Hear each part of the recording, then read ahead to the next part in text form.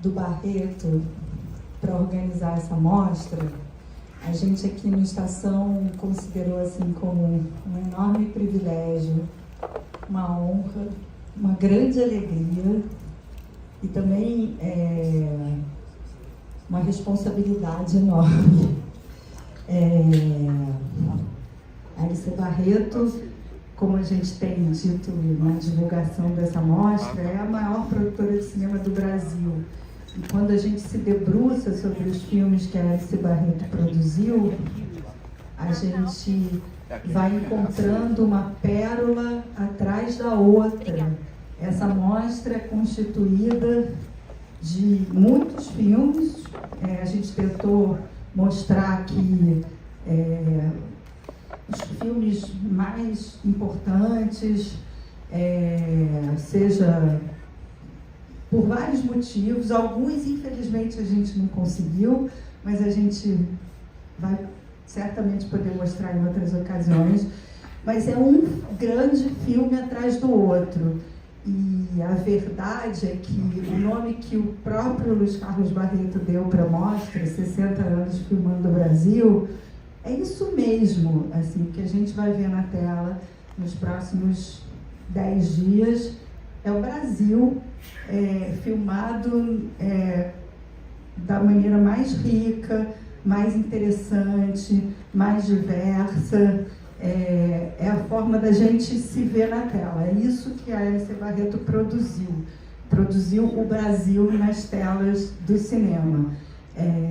Produziu enormes obras inesquecíveis que vão entrar para a história, produziu e lançou grandes talentos, fez enormes sucessos de bilheteria.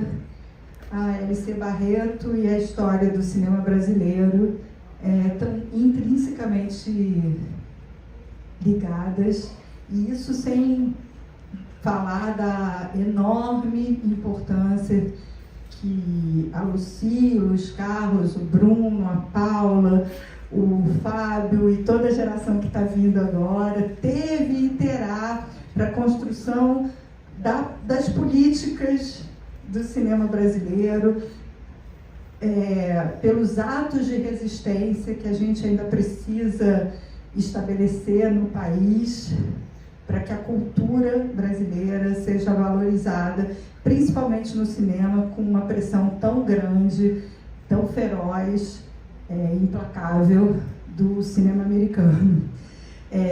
A gente faz um grande cinema, a gente faz um cinema importante, e a Alice Barreto talvez seja o melhor retrato disso. Eu queria começar essa noite chamando a equipe do Estação que estiver aqui, Cavi, em primeiro lugar, que é sempre... se vocês não sabem ainda, a Lucy e o Luiz Carlos não estão aqui hoje porque eles estão com Covid. Mas eles estão ótimos e daqui a pouco eles vão estar aqui. E o Bruno vai chegar daqui a pouco, então ele vai falar com vocês no final da sessão. Paula, por favor. Boa noite. Bruna Dantas, cadê você? Vem pra cá. Cadê a Bruna, gente? Ali. Não se esconde, não. Como a Adriana falou, gente, papai e mamãe estão com Covid, né? Fomos a Gramado e muitos anos em casa, encarcerados, e aí em Gramado foi aquela efusão de abraços e beijos, pronto. Pegaram Covid, estão muito gripados, não puderam estar aqui hoje. Bruno, o avião atrasou, mas ele vai estar aqui no final da sessão para conversar com vocês. É uma honra para Alice Barreto receber essa homenagem, principalmente de um grupo como Estação, que é um grupo de resistência, né? E cinema é sinônimo de resistência. Então, nada melhor do que um grupo Estação para dar uma homenagem nossa. Muito orgulho que a gente fala isso. Eu vou ler algumas palavras, porque, apesar do Covid, ele não ia deixar a peteca cair, né? Então, o papai já mandou um textinho, bem pequenininho. Ele fala assim: lá se vão 60 anos, muito trabalho para produzir e coproduzir mais de 150 títulos de filmes de longa-metragens, curtas, de ficção, documentário, programas de TV. Aí está, nessa mostra, né, o que podemos fazer de melhor. E como dizia o genial Roberto Rossellini, cinema útil e não cinemas fúteis. Foi isso que ele pediu para dizer para vocês. E eu acho que isso sempre foi uma preocupação ao longo desses 60 anos da L.C. Barreto, né? A L.C. Barreto sempre procurou ter nessa carteira, né, de filmes diversos, filmes que falassem do Brasil e que levassem a cultura brasileira para o exterior. Sempre foi uma preocupação muito grande da LC, do papai e da mamãe, de levar o nosso cinema para o exterior, né? De contar nossas histórias, de mostrar o nosso povo, de mostrar os nossos costumes, para internacionalizar o cinema e trocar essas experiências com públicos internacionais. Eu acho que isso foi muito bem conseguido. Eu acho que isso, o retrato dessa mostra mostra exatamente isso, essa preocupação de mostrar o Brasil para os brasileiros. Aproveitem, o Dona Flor está restaurado, está em 4K, então é um filme que, nessas últimas homenagens que estão tendo para a gente teve esse prazer de ver o Dona Flor ser exibido, né, em Belo Horizonte, em Curitiba, vai ser agora em Recife, depois vai ter uma homenagem em Nova York, uma em Londres, uma em Berlim, uma em Paris, Portugal, enfim. E aí, quando acaba a sessão do Dona Flor, o Bruno sempre pergunta: quantas pessoas aqui na sala não assistiram Dona Flor? Em Curitiba, todas, só um senhor que tinha visto. E em Belo Horizonte você estava presente em um momento que foi a mesma coisa. A garotada era garotada, e ninguém tinha visto Dona Flor. E como eles interagiram, como perguntaram, ou seja, o filme não envelheceu. O filme, ele é atual, ele é contemporâneo. E não atemperou totalmente, não perdeu nada. Então aproveitem, eu sei que muitos aqui já assistiram, são grandes amigos, mas a garotada que não viu, aproveitem, tá? Um beijo, a gente se fala depois. Já que a Júlia Barreto, que são como se fossem a Júlia neta, né, minha sobrinha, mas Bruna e Marcelo são como se fossem Barreto. Bruna Barreto, Marcelo Barreto, estão na família há 30 anos. Gente, eu queria aproveitar para, ainda falando daqui da equipe, citar o nome do Luiz, que está lá dentro da cabine. É um dos pouquíssimos que hoje a gente vai exibir Dona Flor em 35mm. E ele é um dos pouquíssimos operadores que até hoje, né, que hoje resistem, que sabem operar 35mm. Queria falar do Edinho também, que é o nosso chefe de projeção e que se virou em 30 aqui para fazer as coisas acontecerem. Por fim, eu queria dizer para vocês que, assim, programar filmes e organizar sessões é sempre uma caixinha de surpresa, né? Hoje, por algum motivo que a gente não sabe explicar qual a sessão não está muito cheia. Vocês vêm aqui sempre, vocês sabem que às vezes ela está muito mais cheia, né? Muito mais cheia, inclusive dos jovens que nunca viram Dona Flor. Mas a gente tem 10 dias, o filme vai passar outra vez, outros grandes filmes, todas as noites só tem filmes imperdíveis. Eu queria contar com a ajuda de vocês para falarem da mostra, para postarem coisas sobre a mostra, para divulgarem isso que a gente está fazendo. A família Barreto, a L.C. Barreto, merece toda a nossa reverência mesmo. Não estou falando isso porque vocês estão aqui, não. Eu acho isso mesmo e acho mesmo que é uma honra para a gente poder fazer isso. E a gente quer muito que essa mostra seja um sucesso absoluto, que as pessoas possam ver esses filmes e que essa mostra vá para outros lugares, porque é difícil de ver esses filmes na tela grande, eles foram feitos para o cinema. Aliás, é difícil de vê-los de uma maneira geral, né? A gente, no Brasil, não tem o costume de reverenciar a nossa memória. A L.C. Barreto continua aí, vai trazer mais um monte de filmes nos próximos anos, e prestigiar o trabalho deles é muito importante para quem gosta de arte, de cultura e de cinema brasileiro. Viva o cinema brasileiro, boa sessão para vocês. Eu vou passar para o Cavi, porque eu acho que ele quer fazer uma pequena homenagem aqui.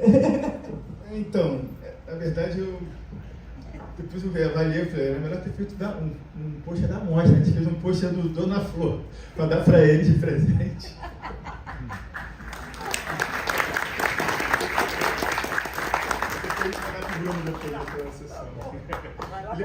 Lembrando que a gente vai, depois da sessão, tem o debate. Pessoal, por favor, fica. O Bruno está chegando. Vai ser muito legal poder ouvir ele falar sobre como que foi a filmagem, como é que foi tudo que ele fez. E lembrando também que as sessões que vão ter nos próximos dias, todos vão ter pessoas convidadas muito legais. Por exemplo, amanhã vai ter o Cacá Diegues. Também as sessões vão ser em 35. Vai ter o Walter Lima. Amanhã vai ter a Beth Faria, que vai estar aí. No sábado vai ter a Fernanda Torres, Gira Paz, Cláudia Abreu. Ou seja, vai ser muito legal poder ouvir também as experiências dessas atrizes, desses atores, desses diretores também. A gente que está fazendo cinema, tem muitos estudantes de cinema aqui, eu acho que é uma verdadeira aula de cinema brasileiro e muito importante poder, além de ver, poder debater o filme. Então, convido vocês para ficar depois da sessão. É isso aí. Muito obrigado, boa sessão. Viva Estação, viva Alice Barreto, viva o cinema brasileiro. Viva a Dona Flor.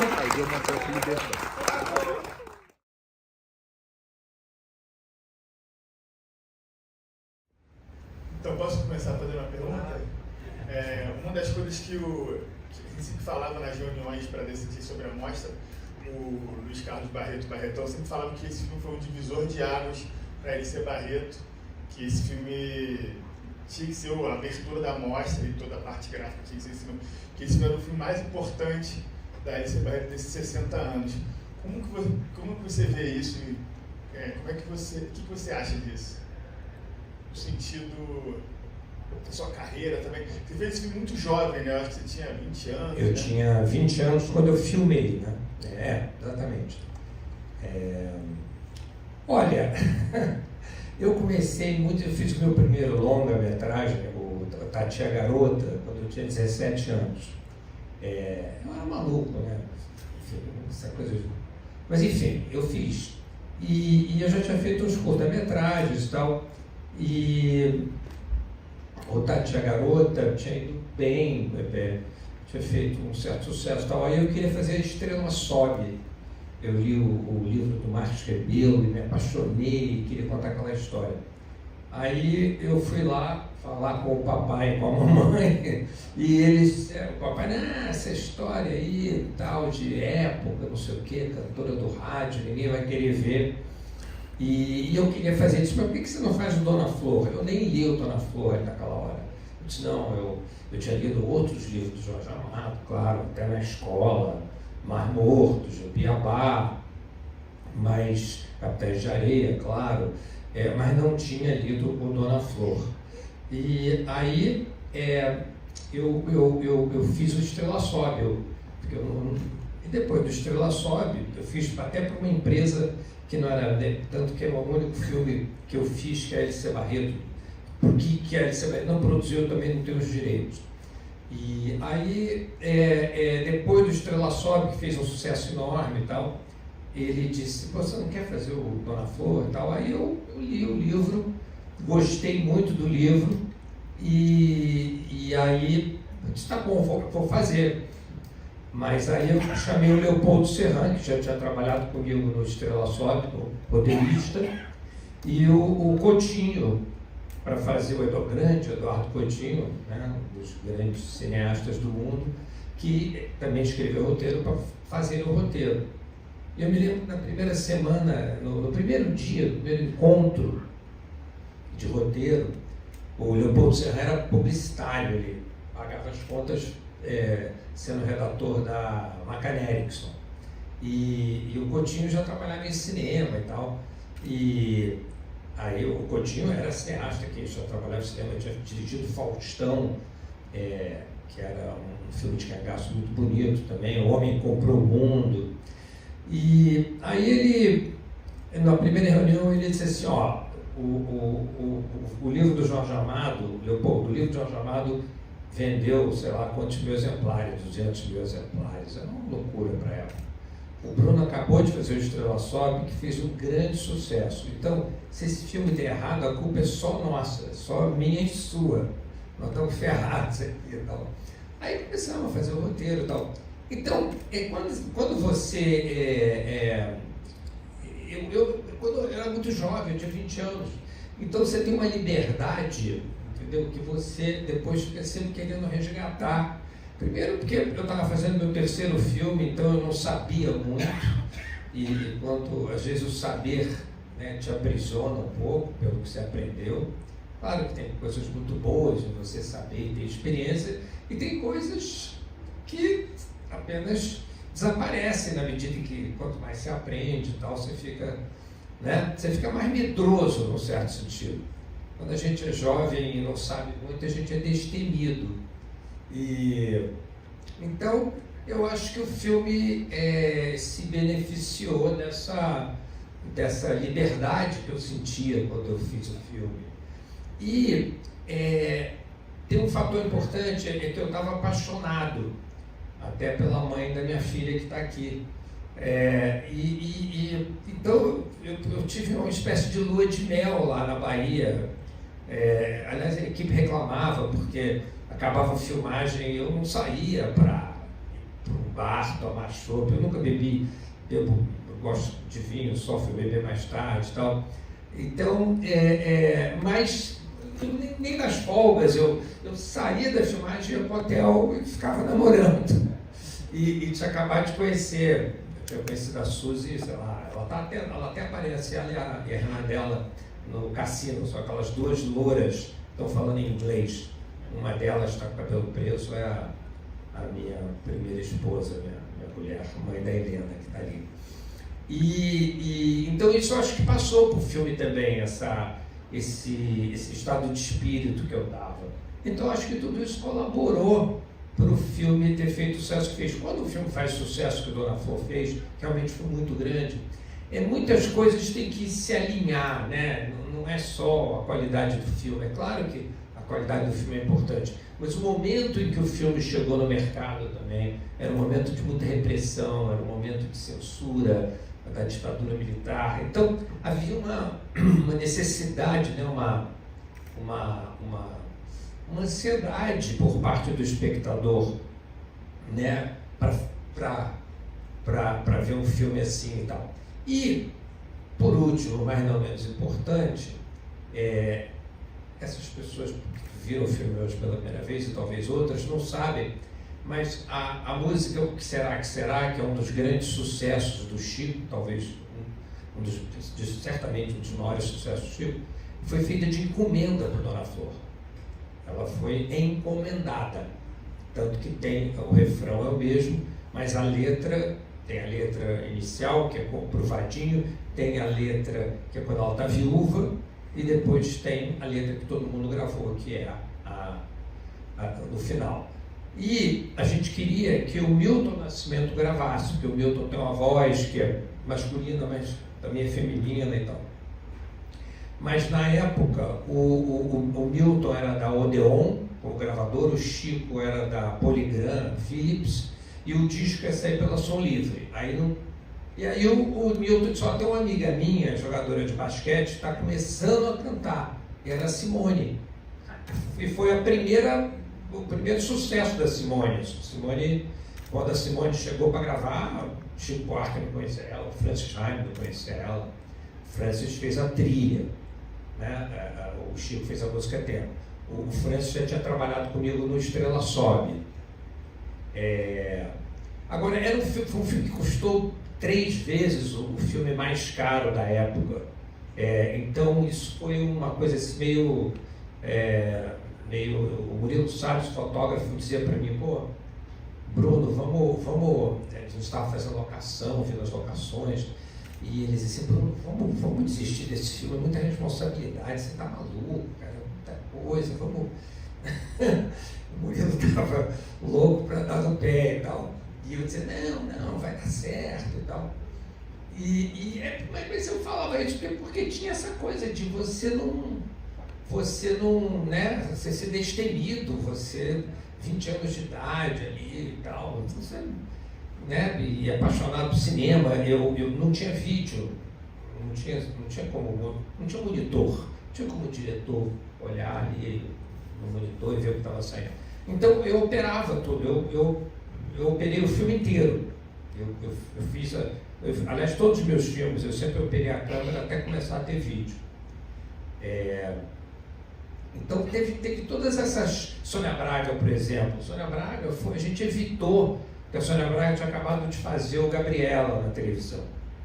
Então, a primeira coisa que foi dita, a Sônia Braga não, porque todo mundo está identificando ela com o Gabriela. Eu fiquei um ano, praticamente um ano, 10 meses, testando atores.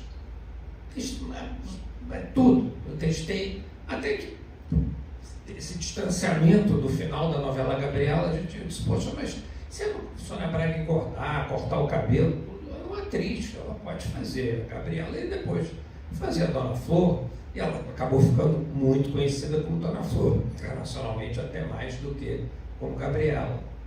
Então teve todas esses caminhos e descaminhos, assim, né, durante a realização do filme. Tudo bem, eu conheço eles socialmente, mas o Caetano e o Gil até hoje não me perdoam por eu ter chamado o Chico e não eles para fazer a música do filme. Como é que você faz um filme na Bahia baseado no livro de Jorge Amado e chama o Chico Buarque para fazer a música? E depois, quando eu fiz o Gabriela, que é um filme que eu não gosto, eu acho que é um filme ruim, eu acho que é ruim porque eu não sabia por que eu queria contar aquela história, que eu acho que é o mais importante quando você vai contar uma história, saber por quê, para quê. Mas foi o Tom que fez a música. Então, os baianos realmente, eu sou persona não grata. Os nossos grandes compositores baianos. Tem mais uma curiosidade desse filme. O Barretão falava também das duas câmeras. Exatamente, das duas câmeras. Falava que você pediu para filmar com duas câmeras. É que hoje com o negócio digital, tal, todo mundo filma com duas câmeras e tal, porque né, não gasta negativo e tal. Todo mundo não, mas enfim, muita gente. Todo mundo não. Custa caro ter duas equipes e tal. Mas no Dona Flor, como era comédia, e eu não queria ficar marcando muitos atores. Quando você filma com uma câmera só, você fica, né, faz de um lado, aí faz outro. E tem uma coisa, é o seguinte, quando você filma com uma câmera só, tem sempre um ator que está fora, que não está aparecendo e que está só dando as falas, né, atuando, para depois você virar a câmera para ele e fazer o lado dele, o dela. E isso faz com que o ator que está fora de câmera, ele nunca dá o seu melhor. Ele guarda o seu melhor para quando ele estiver na câmera, né, aparecendo. Então, o outro ator que está atuando com ele, não tá, e atuar é reagir também. Então, eu disse, não, olha, eu acho que o melhor para o ator é ter duas câmeras, porque aí você tem os dois atores, você tem uma câmera aqui para o ator aqui, outra para o ator ali. Então, eles estão, um está dando o melhor e o outro também, e um vai melhorando o outro, entendeu? Então, a razão para filmar com duas câmeras era única e exclusivamente por causa da interpretação, porque é melhor para a interpretação. Aí não tem nunca ator fora de campo. Agora, era um problema, porque gasta muito negativo. Eu gastei muito, e negativo era muito caro, muito, película era muito caro. Entendeu? Então, mas desde o Dona Flor que eu sempre filmava com duas câmeras por causa dos atores. Isso é uma coisa, em todo filme que eu faço, hoje ficou mais fácil. Quer dizer, por exemplo, Flores Raras, eu levei uns 3, 4 anos para descobrir por quê, para que contar aquela história, qual é o viés, não, mas é por quê, para quê. Né? O Dona Flor, eu queria fazer uma comédia, eu queria falar do sexo com amor, com humor, desculpa, não com amor, com humor. Eu queria falar do sexo com muito humor. Eu sempre adorei as comédias italianas. Eu sou muito mais fã do neorrealismo do que da Nouvelle Vague. O meu ídolo, assim, um dos meus ídolos e dos cineastas que eu mais admirei, porque ele morreu, é o Pietro Germi, tá? Que fez Sedotta e Abbandonata, Il Ferroviário, Maledetto Imbroglio. Esse cara, o Fellini foi até assistente dele, do Pietro Germi. E ele escreveu, preparou e filmou o primeiro dia dos... Como é que era? Do Amici Miei, eu não sei como é que era o título em português. Meus caros amigos. O clássico do cinema italiano que o Monicelli dirigiu. Mas o Monicelli substituiu o Pietro Germi. O Pietro Germi teve um infarto, um ataque do coração no primeiro dia de filmagem. o Monicelli. O Fellini dizia, não, o Monicelli ficou mais famoso do que o Pietro Germi. O Pietro Germi só não ficou tão famoso quanto merecia, porque ele não era membro do Partido Comunista Italiano. Então, o Fellini dizia isso assim, declaradamente. E o Monicelli, sim. Então, eu queria, era mais uma coisa, como eu era jovem, era mais uma coisa de homenagear o cinema que eu cresci vendo e que adorava. Era o meu cinema preferido, até mais do que o cinema americano, que eu gosto muito. Mas o meu cinema preferido mesmo sempre foi o neorrealismo italiano e com outros, né, cineastas menos conhecidos e tal. Tem um filme que eu adoro, que é Roma Ora 11, Roma às 11 horas, enfim. Então foi um pouco por aí, entendeu? E falar o vadinho, né? É o arquétipo do machão. Eu sou o oposto do vadinho, eu sou um nerd e tal. Então, né, eu gostaria de ser o vadinho, mas, né, eu, para começar assim a sair com as mulheres e tal, eu tive que fazer sucesso antes, tá? Porque não era fácil. Então tinha uma coisa assim, eu me sentia meio Dr. Teodoro ali também. Então tinha uma coisa assim meio identificada ali com aqueles personagens. São os personagens que me movem sempre. Então o porquê e para que tem que vir dos personagens que estão naquela história que eu vou contar. Esse filme foi feito em 1976. Em 1976, o Brasil tinha 110 milhões de habitantes e o filme fez 11 milhões de espectadores. Esse filme mobilizou 10% da população brasileira. Isso quer dizer hoje, se uma pessoa fizer um filme com 10% da população, vai dar 22 milhões de pessoas. Então, essa coisa, esse fenômeno que esse filme causou, ele se apoderou da plateia brasileira toda. Foi o maior fenômeno que já aconteceu no cinema. O filme é seguramente o maior sucesso na história do cinema brasileiro. Que hoje, quando a pessoa faz 10 milhões, fez mais que o Dona Flor, não. O cálculo deve ser proporcional ao número de habitantes que o lugar tem, que o país tem. Aí é que vai ser disso. Quer dizer, esse acredito ser o verdadeiro cálculo para mostrar o alcance, a força do filme. Para mim, essa coisa é muito importante, a gente estar aqui vendo o filme que se transformou no maior sucesso da história do cinema brasileiro. Não tem nenhum filme que chegou a esse ponto. E dificilmente vai ter. E se tiver algum filme que vai passar do Dona Flor, só tem uma ou duas pessoas que podem fazer. O primeiro deles é o próprio Bruno. E o segundo, você? O segundo...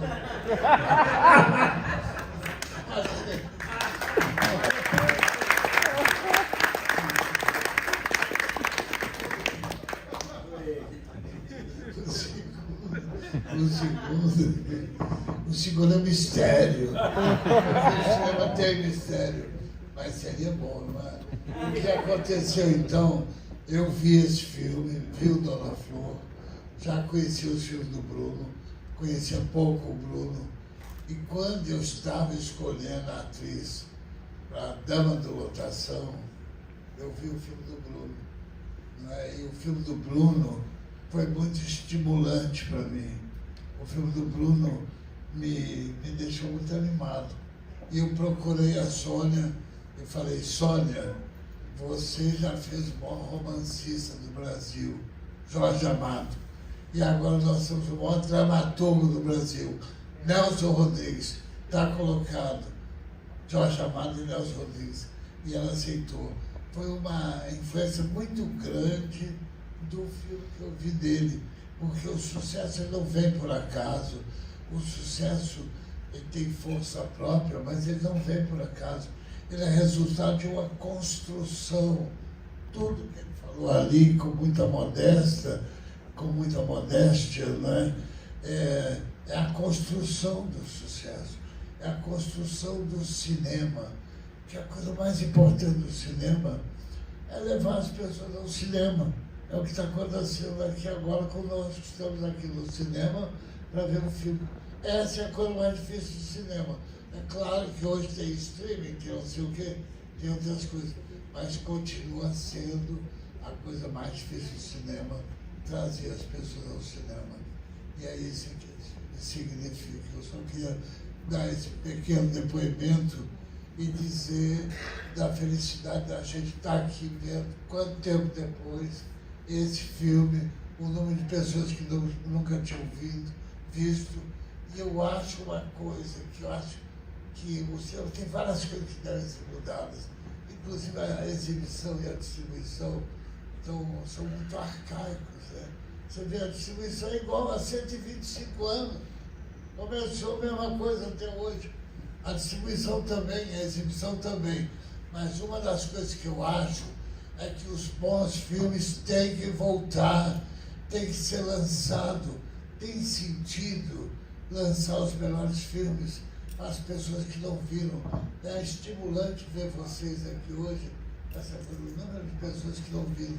Mas devia ser normal o cinema mundial lançar os grandes sucessos, lançar os filmes, os melhores filmes, devem passar sempre, devem ser exibidos sempre, para romper essa corrente ridícula de ter que lançar filme no outro ano e de fabricar fracassos, né?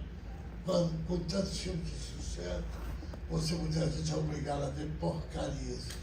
Então não é obrigado, mas a oferta para o público é muito ruim, é muito fraca. Dessa forma, eu quero elogiar aqui também o Estação, né, que tem formado uma plateia, tem formado um público e está se transformando no lugar do Brasil onde passam os melhores filmes, onde existe uma programação, onde existe uma ideologia e onde existe um conceito de exibição, um conceito de cinema. Fico muito feliz de estar aqui e poder dizer essas coisas, mas vamos passar sempre os melhores filmes. Como hoje.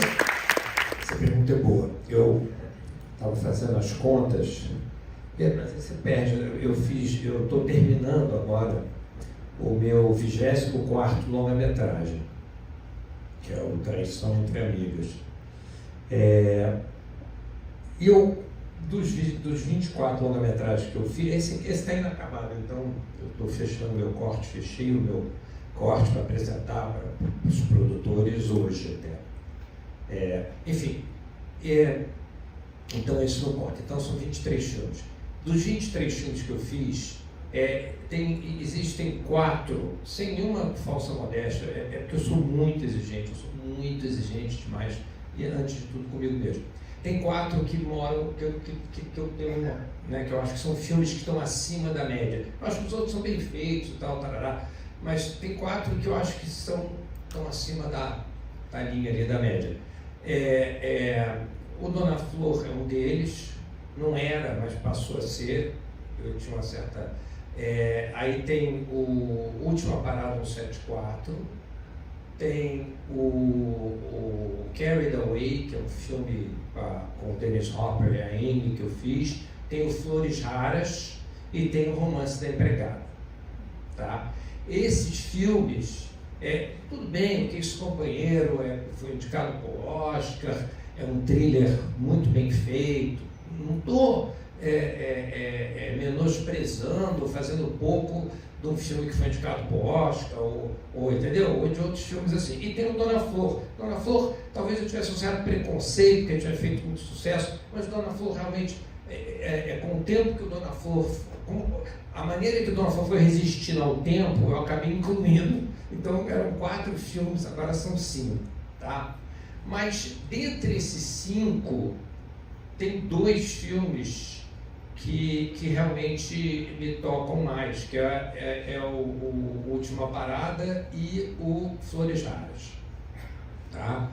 É um filme que o Última Parada 174 é um filme que, desde que eu vi o documentário do Zé Padilha, o Ônibus, Eu fiquei muito impressionado com aquele filme, eu acho uma das melhores experiências cinematográficas que eu tive, um documentário. Mas eu disse assim, esse filme está clamando por uma ficção, porque existiam várias perguntas naquele documentário que não eram respondidas. E eu não estou criticando o documentário do Zé, eu estou apenas dizendo que é isso, a realidade ela é tosca, a realidade não faz sentido, a realidade pode até se dar o luxo de ser inverossímil, e a realidade muitas vezes é inverossímil. A ficção não, a ficção tem que ser verossímil. Então a ficção é uma organização da realidade, a ficção, né, tem que ter começo, meio e fim, a ficção tem que ser verossímil, porque senão ela não funciona. Então, a Última Parada tem um lugar muito especial. Eu depois de morar quase 20 anos nos Estados Unidos, eu voltei a morar no Brasil só para fazer a Última Parada no 74. Eu fiquei completamente, né, então, e uma das experiências, Ivone, mais incríveis que eu tive na minha vida foi quando eu fui mostrar a Última Parada lá no projeto né, que você criou e dirige ali na Favela da Maré, que eram para crianças, adolescentes, né? Desculpem que o anglicismo, mas emotionally handicapped, quer dizer, emocionalmente machucadas, né? Elas ou que tinham perdido o pai, ou que tinham perdido a mãe, ou, enfim, que tinham uma profunda dificuldade de aprender, né? Você fazia essas pessoas alfabetizar ou ensinar adolescentes ou crianças que não têm um mínimo de estrutura familiar. E aí eles viram o filme, as perguntas que eles fizeram, eu nunca vou esquecer, nunca.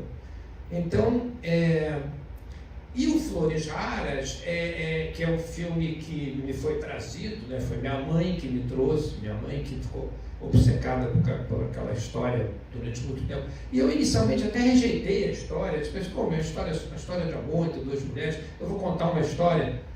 Por que eu vou contar essa história? Porque a história de amor de duas mulheres, para mim, não é o suficiente.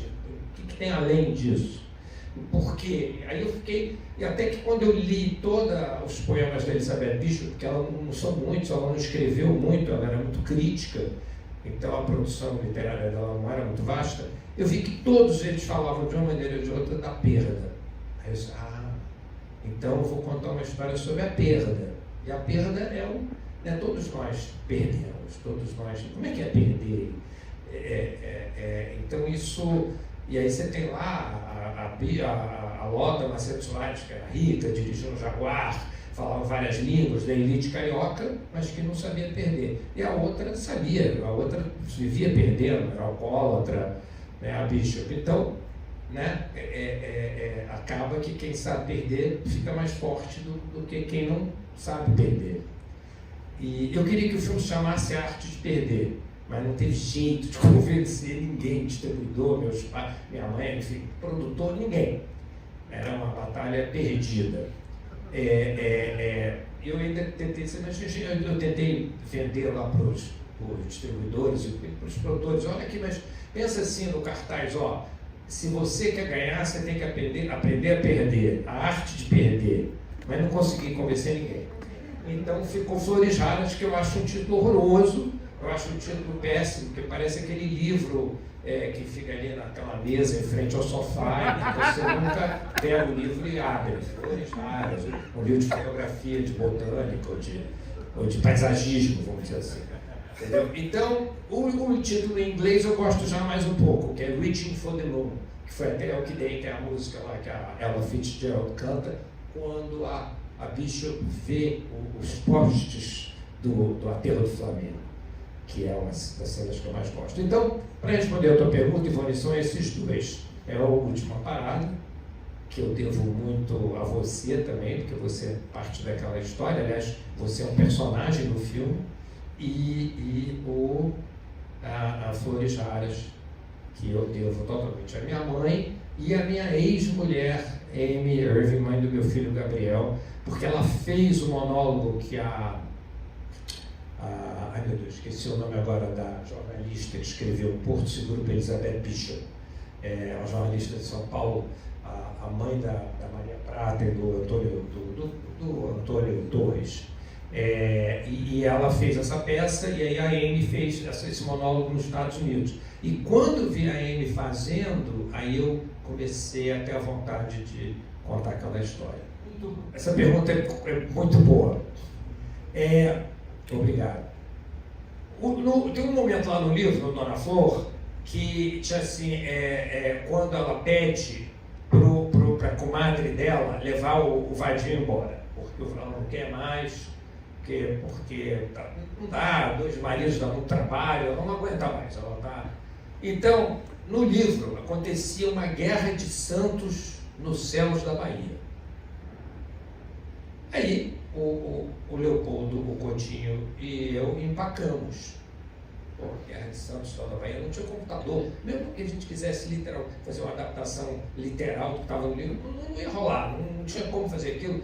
Então, aí a gente resolveu pegar um avião e ir a Salvador para sentar com o Jorge e perguntar e tal, o que ele, né, o que ele queria dizer com aquela Guerra de Santos, Céu da Bahia e tal, parará. Então, aí a gente pegou o avião de manhã, chegou lá na hora do almoço, o encontro era tarde. O Leopoldo Serran era um cara que sempre vestia sapato social, calça, camisa, sabe, um publicitário, era um cara assim muito... Leopoldo Berings Serran, ele era bem alemão, assim, então ele não tinha nada a ver com o Brasil, assim, mas no fundo era muito brasileiro. Então. E o Coutinho, aquela pessoa totalmente cáustica, cética e tal. E aí a gente foi almoçar, o Leopoldo pediu um filé com batata fritas, claro, botou ketchup e tal, e o Coutinho e tal, pediu uma muqueca e tal, Pô, de ter feito, ele começou a passar mal depois, estava muito calor e tal. E nós fomos para a casa do Jorge Amado, ele não saía do banheiro, ia para o banheiro, voltava. E o Jorge Amado aí finalmente disse assim, olha, vocês sintam à vontade para fazer o que vocês quiserem, porque eu odeio essa guerra de Santos da Bahia. Isso é uma solução preguiçosa, eu não sabia como terminar o livro, inventei isso. Eu acho essa guerra uma merda. Então vocês sintam à vontade para fazer o que vocês quiserem. Nós tínhamos...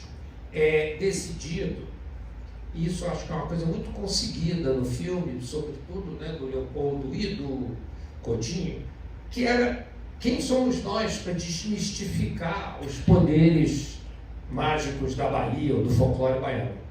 Não vamos fazer isso. Então, para quem quiser achar que a volta do primeiro marido é uma projeção, é um desejo da Dona Flor, tudo bem, é o que é.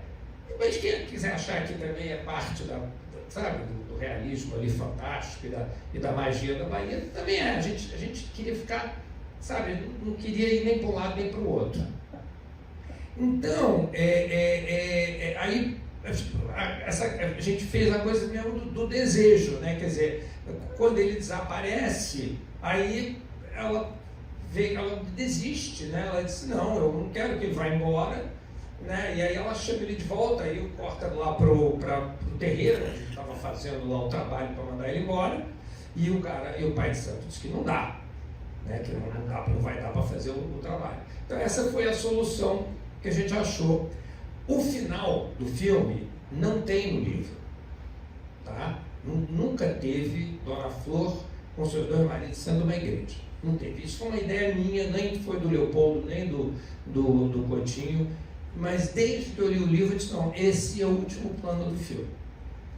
O Jorge odiava isso. O Jorge disse, Bruno, eu realmente não concordo, eu acho que é uma provocação inconsequente, sabe, adolescente, tudo bem, você é muito jovem e tal. Ele falou tudo, falou com o maior carinho, com o maior respeito, ele era mas eu não sou mais o pai da Dona Flor, eu sou só o avô, você agora é o pai, você está fazendo filme, faça o que você quiser. Aí eu fiquei assim meio, né? Mas, como eu disse, né? Quando você tem 20 anos, está fazendo seu terceiro filme, você é destemido, você tem uma autoconfiança completamente absurda. Então eu ia. E aí tinha que pedir ao bispo da Bahia, enfim, para autorização para o Vilker, mesmo com o caixa sexo ali, que estava entrar ali só na entradinha da igreja, nunca chegar lá na nave principal. E aí o Jorge conhecia todo mundo. O Jorge se negou a pedir ao bispo autorização, nada e tal. Aí a produção teve que se virar, conseguiu a autorização. E eu fiz a cena, a primeira vez, aquela cena foi feita 2 vezes, tem 800 figurantes ali, uma loucura. A primeira vez demorou tanto, é um plano só, né? Que aí escureceu e aí a gente teve que voltar no outro dia para fazer aquela cena final. Quando o Jorge viu o filme, pronto, ele disse, olha, esse final é o único final que o filme poderia ter, parabéns, ele gostou muito do final. Mas eu podia ter estado errado.